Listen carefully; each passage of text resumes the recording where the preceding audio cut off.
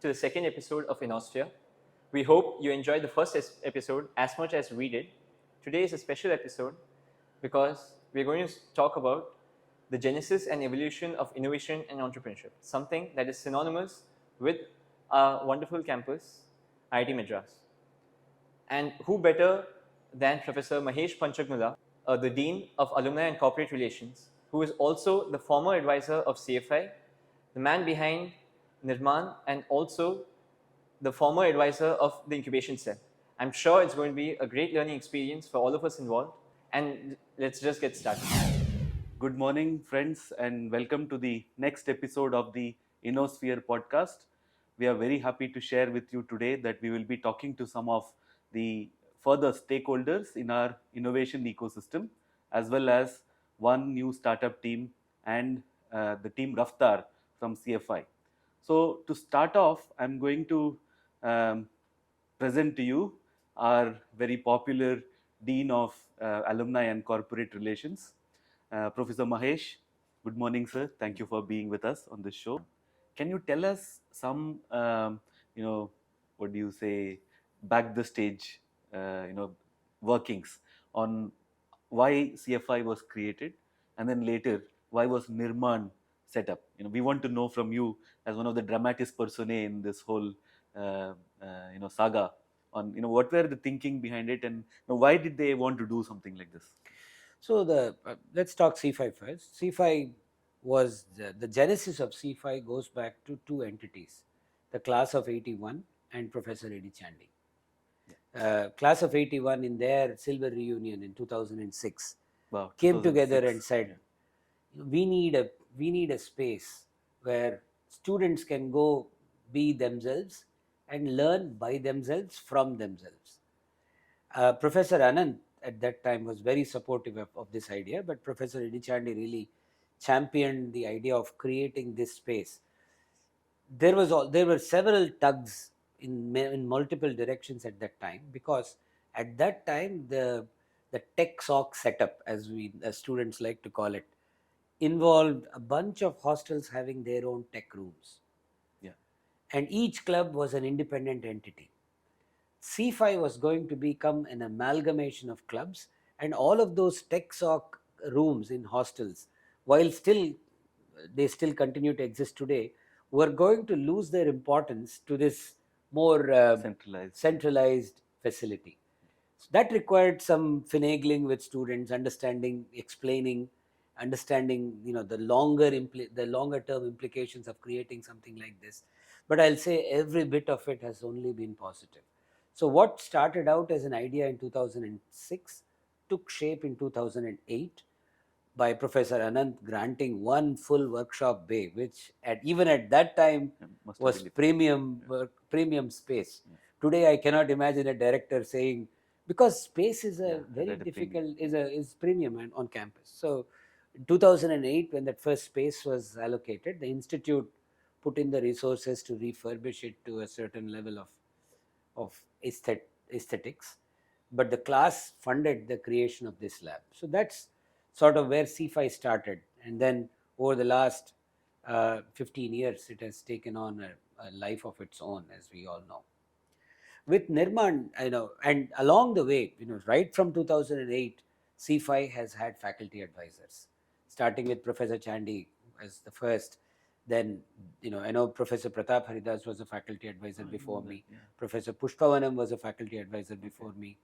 And so there was a whole bunch of faculty members who contributed to the growth of C5.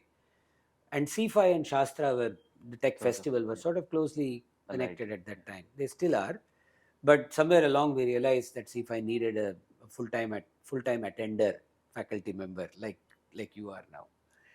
So in some sense, C5, as we all know, is primarily run by students, and that design also was novel at that time. There was no space on campus that was completely going to be entrusted to students.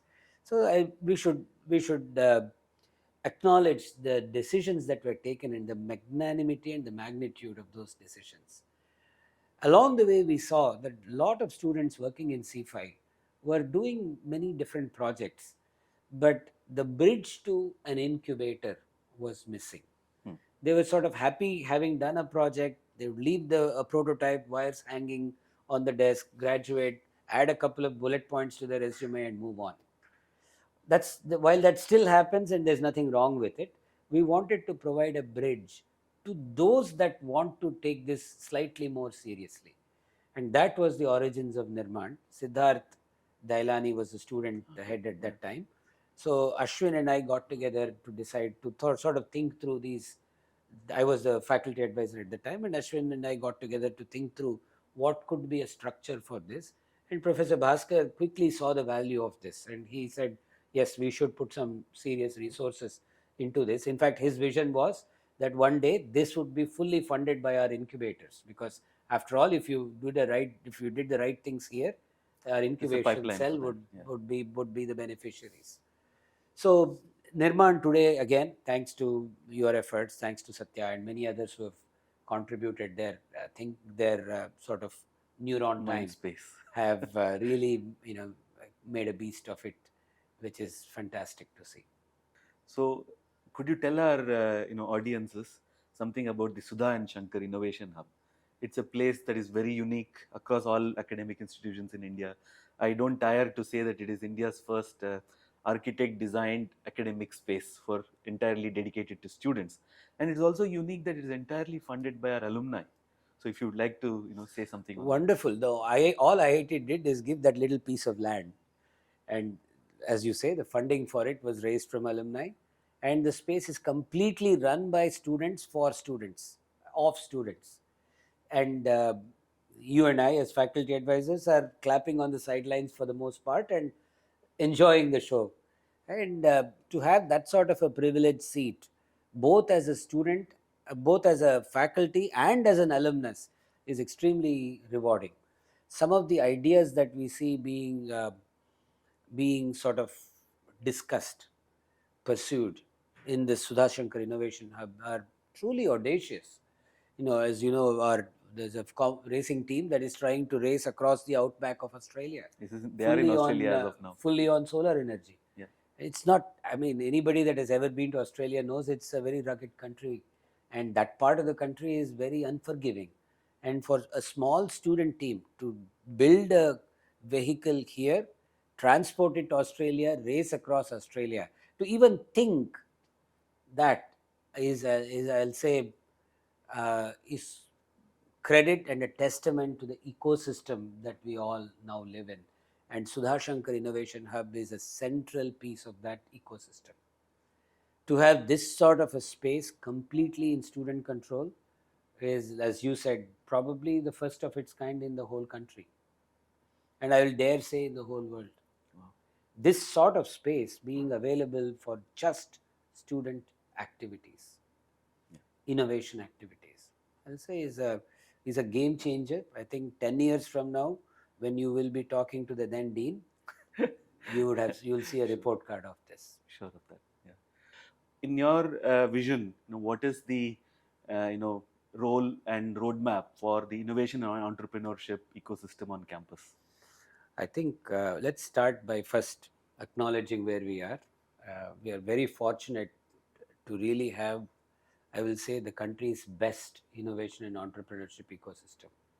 And it's a result of years of work, years of thinking, and both faculty and students stepping up into leadership positions. Directors, deans that have sort of added their part. I'll start by talking about a couple of things that are, I think, different at IIT Madras compared to everywhere else. There is a certain culture of students tinkering, hardware tinkering, that has sort of gone into the psyche here at IIT Madras more than at a few other places that I have seen. Some of it, I think, also has to do with the old German roots of IIT Madras.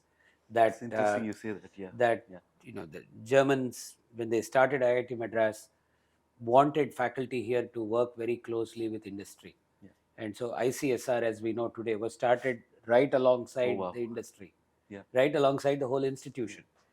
And when it came time for students to step up and do some of their things, it was sort of natural that they would also imbibe some of these traits from their faculty mentors, from whatever they saw around. When you see faculty working very closely with industry, as a student, you're also motivated and you also want to do something along those lines. I think that whole ecosystem has started to bear fruit significantly in the last 4 to 5 years. So, whatever took years to sort of put together pieces of puzzles, uh, is now starting to bear fruit. And alumni, particularly, have had a major role to play in this, from funding some pieces of this larger puzzle to actually being on the sidelines as well wishers, and sort of cheering the race along, has both been very gratifying and equally gratifying. The one thing that I will say for our students is innovation has to be front and center in everybody's mind, because one does need to think of innovative ways of solving problems as an engineer. And as engineer, wherever you may be in a quote unquote core job or a non core job, that doesn't matter, but your innovation hat is going to hold you in good stead for a very long time in your career. I think a lot of our students realize that now. So, what do you think is the role of standardization in innovation and entrepreneurship, and how can focusing on standardization transform our I&D ecosystem? Very, very interesting question. Innovation and standardization in the same sentence. All of you people note, very few people can even come up with that question. So clearly, innovation is intended to defy, quote unquote, defy standardization. But the kind of standardization that I think we should all embrace is thinking about the long term vision of what this product is going to look like. And tomorrow, if I want to make 20 variants of this product, we need to think through the idea of standardization at the prototype stage. So, at least educating students of what this will look like is, I think, worth it. And over there are some things that are only learned by the passage of time. Yeah. And I would relegate standardization to that basket for now, but it's worth introducing into the students' lexicon while they are still here. Sure. So before I sign off, Nirman has produced some landmark startup teams. For example, Modulus Housing, they build homes within a week and so on. Hospital, 2,000 bed hospitals. There is Stan 90, which is a modular cooling solution. Agnikul Cosmos, Galaxy, space startups have all come from what were Nirman teams. But looking back, we want to have more and more of very deep tech ideas come out of our ecosystem, which is happening far and few in between. We see a lot of student startups particularly, which are more focused on solving a incremental problem. How do we engender teams that can look at problems in a very deep manner that may require a lot of intervention and support from faculty as well as alumni, investors and so on, but how do we make students think big in that manner as per you? I think the first piece of the puzzle to take on a really challenging problem, a very pesky, deep rooted problem, is confidence in your own abilities and a sense of pride that I want to be the first to develop that solution. So, any culture that has done anything worth its weight in salt has started from this point of being proud of their roots. Take, we have faculty colleagues working on Indian language technologies. Now, one of the companies from outside could just as well develop Indian language technologies. But our premise is there is a much better solution that will come out as a solution to this problem if we do it ourselves. Sure. Right? That sort of thinking, that pride in indigenously developed solutions, is a starting point. Then comes the set of skills required to really develop a fully engineered solution, well thought out solution.